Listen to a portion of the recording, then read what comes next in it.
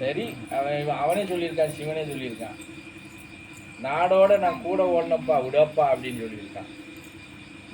எப்படி அந்த மாதிரி நம்மளும் நாட்டோட நாடு ஆமா சாமி போட்டு போயிட வேண்டியதான் கூடவே. வேற என்ன செய்ய? புராணம் எழுதுறங்கிறதுக்காக வேண்டி அவன் இஷ்டத்துக்கு எழுதி வச்சிடலாம். இப்போ நான் சொன்ன ஏற்கனவே உங்களுக்கு பழமுறை மகாபாரதம் இருக்கட்டும், ராமாயணம் இருக்கட்டும், இவங்க ஏகப்பட்ட இது பேசுவாங்க. மகாபாரதத்தை எடுத்துக்கிட்டா துரியதரன் அப்படியே நேரு எப்படி மொத்தத்திலே அவன் ஆகாதவன் மாதிரி இப்படி காட்டியிருப்பாங்க. சரியா? அதே பௌத்துக்குதிகளை போய் படிச்சு பார்த்தோம்னா மகாபாரத லைன் வரும்போது படிச்சு பார்த்தா துரியதர மாதிரி ஒரு நல்லவன் யாருமே இல்லைன்னு கொண்டு வந்திருப்பாங்க. மகாபாரதத்தை படிச்சா விரோதியா இருப்பான், நல்லவனே இல்லைங்கிறது மாதிரி கெட்டவனாவே காட்டியிருப்பாங்க. பௌத்துகீதையில படிக்கும்போது அந்த மகாபாரத வரலாறு உள்ள வரும்போது பார்த்தா துரியதர மாதிரி ஒரு நல்லவன் யாருமே கிடையாதுன்னு இருக்காடி கொடுத்துருக்கான். இதை எதை நம்புறது? நம்ம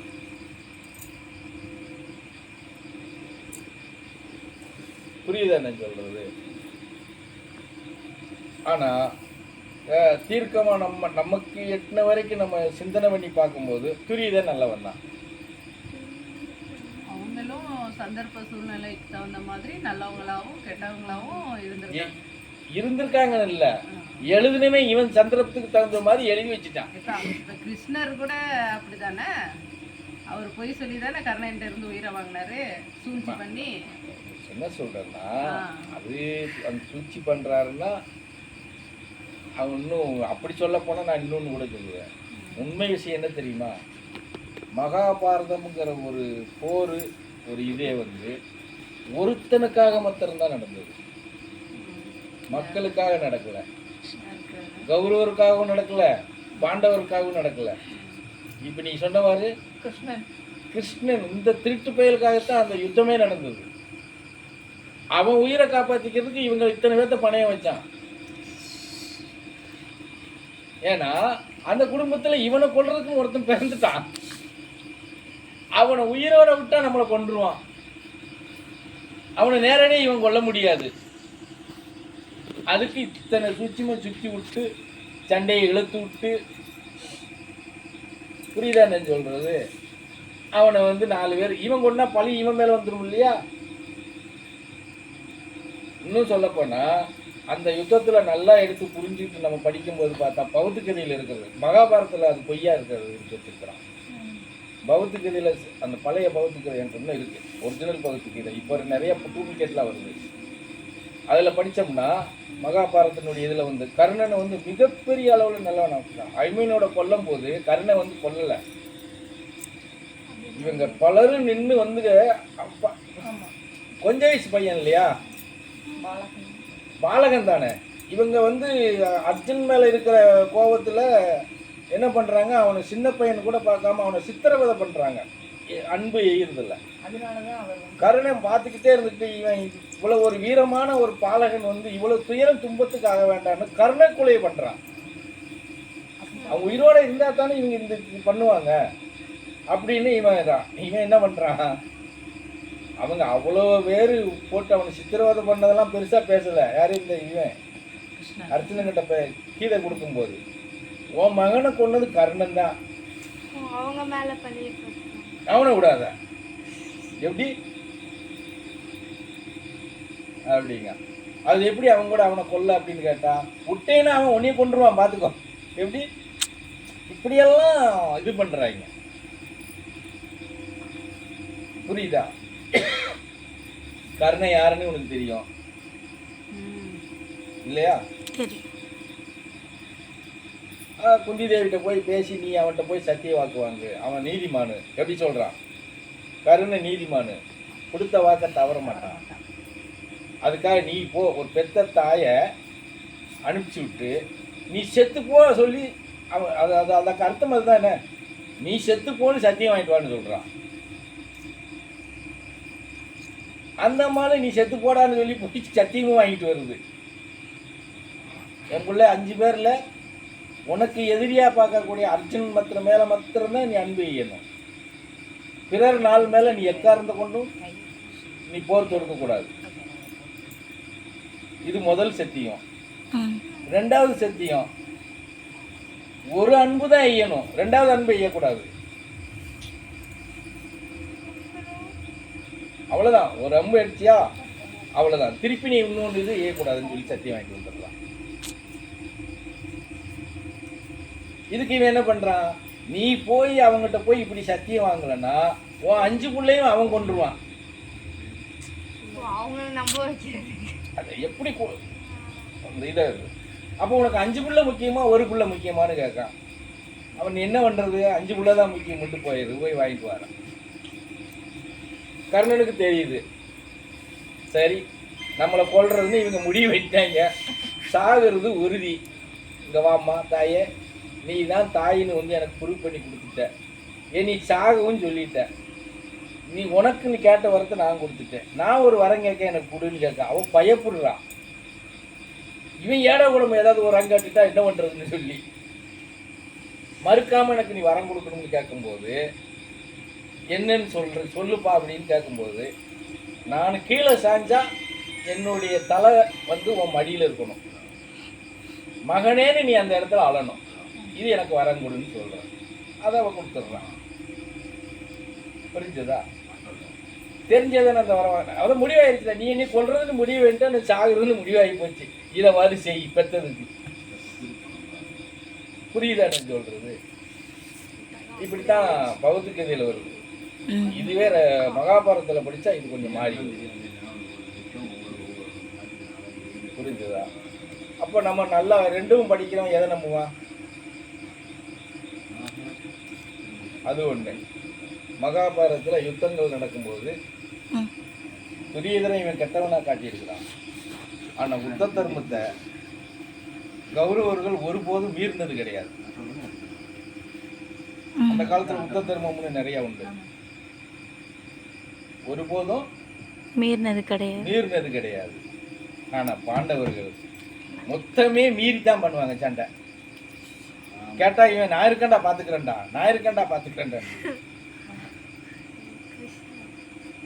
அப்போ யுத்த தர்மம் மீறாம சண்டை போட்டவன் நல்லவனா, அந்த தர்மத்தை மீறி சண்டை போட்டவன் நல்லவனா?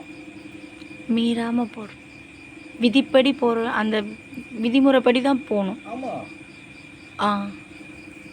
புரிஞ்சதா? இப்போ யுத்தத்தில் வந்து அப்போல்லாம் என்னென்னா, தாக்குறது அடிக்கிறதெல்லாம் இதுக்கு மேலே கீழே தான் அடிக்கணும். ஆனால் துரியதனை எப்படி அடிச்சு கொள்வாங்க? தொடையில் அடிச்சு கொள்வாங்க. இடுப்புக்கெல்லாம் அடிக்கவே கூடாது. ஏன் அங்கே நின்றுக்கிட்டு தொடையை தட்டி அட்ரான்னு சொன்னால் இவன் அடிச்சிருவான் தொடையில், பீமம் போட்டவன். ஏன்னா அவனுக்கு உயிர் அங்கே தான் இருக்கும். புரிஞ்சதா? மற்ற இடத்துல எங்கே அடித்தாலும் அவனை கொல்ல முடியாது. மற்ற இடத்துல மண்டையவே நொறுக்கினாலும் சரி, துரியதனை கொல்ல முடியாது. அப்படி ஒரு வாரம் அவன் தாயாரத்தை வாங்கியிருந்தான். வஜ்ரம்னா எப்படி வாங்கினான்னு சொல்லு.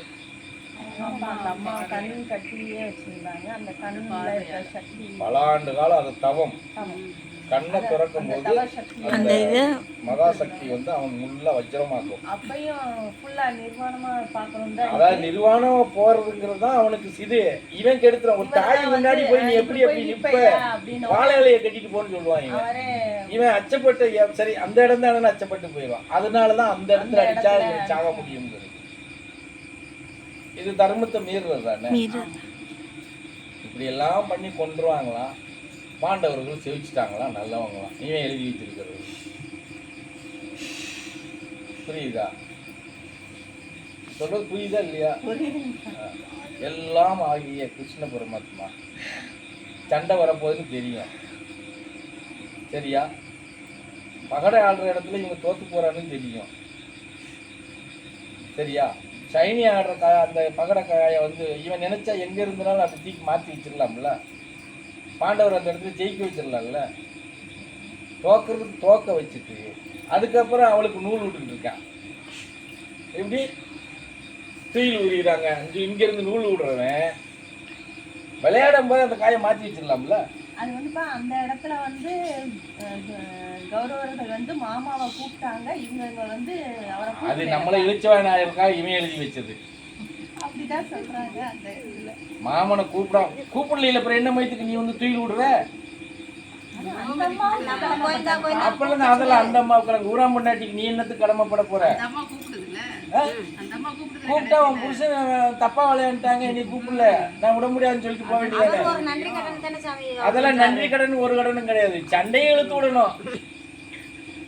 எப்படி சண்டையை இழுத்து விட்டா தான் அவங்க மேல கொள்ள முடியும். புரிஞ்சதா நான் சொல்றது? அதுக்கு தான் அந்த வேலையெல்லாம். புரிஞ்சுதா? அதெல்லாம் பண்ணாங்க, செஞ்சாங்க. கடைசியில் அவன் கிருஷ்ண பரமாத்மா கூட சாகிறது உறுதி பண்ணி எப்படி சாபம் வாங்கினான் சரியா? சாபம் வாங்கிட்டான் அவன் வந்து கடைசியா அவ குட்ட சாபம் கூட பெரும் சாபம், அழிஞ்சு போயிடும். அதுவும் ஆயுதத்தால கூட நீ சாக மாட்ட அப்படின்னு சொல்லி சாபம் விட்டு. சரியா? ஆனா அவன் அதை ஏத்துக்கிட்டான் அந்த இடத்துல. அது வேற வழி கிடையாது, பெண்ணுக்கிட்ட ஏற்க முடியாது இல்லையா? ஏத்துக்கிட்டான்.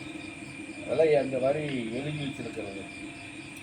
ஆனா அப்படி ஒண்ணு நடந்ததா அப்படின்னு கேட்டா இல்லைன்னு தான் சொல்லுவோம் நம்ம. எப்படி?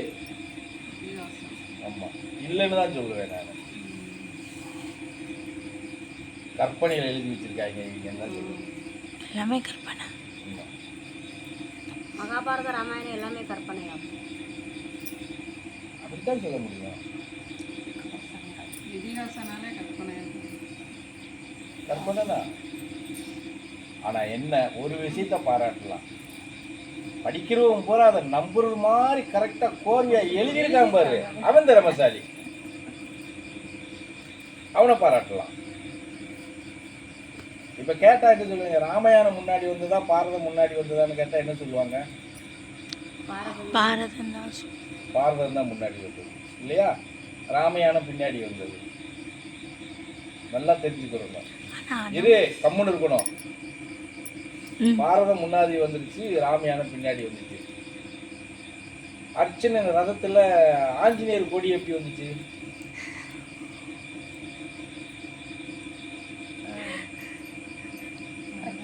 ராமாயணத்துக்காக பிறந்தவர் தான் ஆஞ்சநேயர். அப்ப முன்னாடி பாரதம் வந்துருச்சுன்னு சொன்னா அவன் கோடியில எப்படி ஆஞ்சநேயர் வந்தாரு? சிந்திக்க வேண்டிய விஷயம் தான். உண்மையே அதுதான்.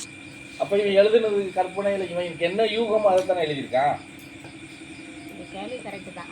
அதுக்கு என்னன்னா எவனும் கேட்க மாட்டான், நம்ம எழுதி வைப்போம்னு எழுதி வச்சிருக்கான்.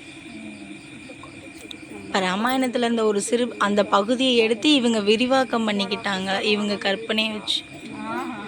ராமாயணம் வேற கதை, இது வேற. ராமாயணத்துல பாரதம் வந்ததுன்னு அப்பா சொன்னாங்க. ராமாயணத்துல பாரதம் கொஞ்சம் இருக்குன்னு சொன்னீங்கல்லப்பா. ரெண்டும் ஒண்ணுதான் சொல்லியிருக்கிறேன். ரெண்டுமே ராமாயணம் எடுத்துக்கிட்டாலும் மக்களுக்காக கிடையாது. சரியா? மகாபாரதம் எடுத்தாலும் மக்களுக்காக கிடையாது. இவனை பெருமிதப்படுத்துறதுக்காக ஒரு கதையை எழுதிக்கிட்டான், அவன் அவனை பெருமிதப்படுத்துறதுக்காக ஒரு கதை எழுதிக்கிட்டான். ரெண்டுமே ஒருத்தன் தான். ராமாயணமும் இந்த சிரிக்கு மகன் தான், மகாபாரதமும் அந்த சிரிக்கு மகன் தான். அங்கேயும் கிருஷ்ண பரமாத்மா தான், இங்கேயும் கிருஷ்ண பரமாத்மா தான். ராம யாரு? அந்த சிரிக்கு மகன் தானே. அப்போ அவனை பெருமிதப்படுத்துறதுக்கும் அவனை இது பண்றதுக்கும் தான் இந்த ரெண்டு கதையும் வந்துச்சே தவிர மக்களுக்காக இந்த கதை வந்துச்சுன்னு சொன்னா இந்த போர்னா இந்த யுத்தத்தினாலேயோ போர்னாலேயோ மக்களுக்கு என்ன நன்மை? அப்படி கணக்கு எடுத்துக்கிட்டா பல ஆயிரம் பேரை கொன்னதுதான் மிச்சம். ராமாயணம் வந்த கதைக்கு அந்த அயோத்தி இதெல்லாம் இருக்கு. மகாபாரதத்துக்கு வந்த கதைக்கு அந்த ஊரெல்லாம் எங்க? அயோத்தி இருக்குங்கிறத சொன்னா தானே எழுத முடியும். அந்த ஊரெல்லாம் இருக்கு, நம்ம ஊர்லயும் தான் இருக்கு. எல்லா ஊரும் இந்த ஊரை பெயர் போட்டு எழுதுவாங்க. புரியுதா? அதுக்கு ஒரு கதை கூட இலங்கைக்கு ராமன் பாலம் இங்க இருந்து ராமேஸ்வரத்துக்கு இருந்து போட்டோம்னு சொல்லியிருக்கான். கேட்டா அதுக்கு ஒரு என்ன காட்டுறான், இவங்க மணல் திண்டை காட்டுறான், இதுதான் அந்த பாலம். புரியுதா? வரப்பு மாதிரி ஒரு மணல் திண்டு கடலுக்குள்ள இருக்கு, அதுதான் பாலமுங்க. புரியுதா? அந்த பாலத்து ராமர் பாலம் தாங்க. அது ராமர் பாலமாவது விளக்கு மாற்றுமா, அதுவே உண்மை இல்லைன்னு சொல்லிட்டு இருக்கும்போது அப்புறம் இதெல்லாம் உண்மைன்னு சொல்லிட முடியுமா என்ன? ஆழமா சிந்திச்சால் எப்படி ஆழமா சிந்திச்சு ஆராய்ஞ்சால் இதெல்லாம் கற்பனை இல்லை. ஏதோ எழுதி வச்சிருக்கான், படிச்சுட்டான், இதை பிடிச்சிக்கோ போ அப்படின்ட்டு போக வேண்டியதான். சரி, இதெல்லாம் எழுதியிருக்கான்ல, இவங்க எழுதின புராணத்துக்கள்லயே எல்லா இடத்துலையும் இருக்கு, எங்க பார்த்தாலும் இருக்கு. இன்னைக்கு ஹரே ராமா ஹரே கிருஷ்ணா குறிப்புகள், கிருஷ்ண பரமாத்மா வணங்குறவன் பூரா பெரிய தெய்வம் யாருன்னா கிருஷ்ண பரமாத்மா தான், ராமர் தான் சொல்லிக்கிட்டு தர்றான் இல்லையா?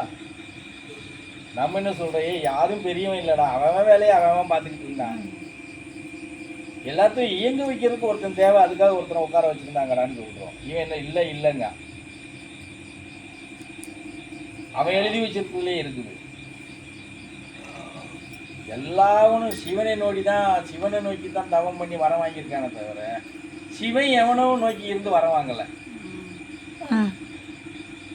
சகா நண்பர்களுக்கு மரியாதை தான் கொடுத்துருக்காரு சிவன், வணங்குறது. நீங்க வாயான வாயா வணங்குறது தான் கொடுத்துருக்காரு.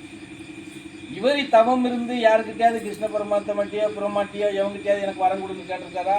இல்லை, கிடையவே கிடையாது. அப்போ அதவும் வந்து எழுதணும்ல,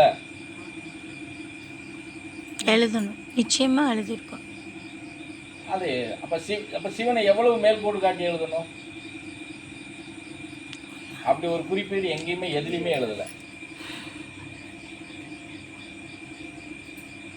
சொல்றேன். அப்போ அவனுக்கு என்ன தோணுதோ என்ன இருக்கோ அது நான் ஒரே வார்த்தை சொல்லிட்டுல, எழுதுனவனை பாராட்டலாம்ப்பா, மதிக்கலாம். நீ நம்புற அளவுக்கு தீர்க்கமா நல்லா யோசிச்சு எழுதிட்டான் இல்லையா, ரைட், சந்தோஷம். ரெண்டு விஷயத்திலுமே வந்து அவன் அந்த படிச்சாலே நமக்கு தப்புகள் நிறையா தெரியும். நம்ம ராமாயணத்தை எடுத்துக்க, சண்டை வரவே வராது. ராமன் நினைச்சிருந்தான், ராமன் எல்லாம் அறிஞ்சவன் தானே, ஆமா, எல்லாம் அறிஞ்சவன் தானே.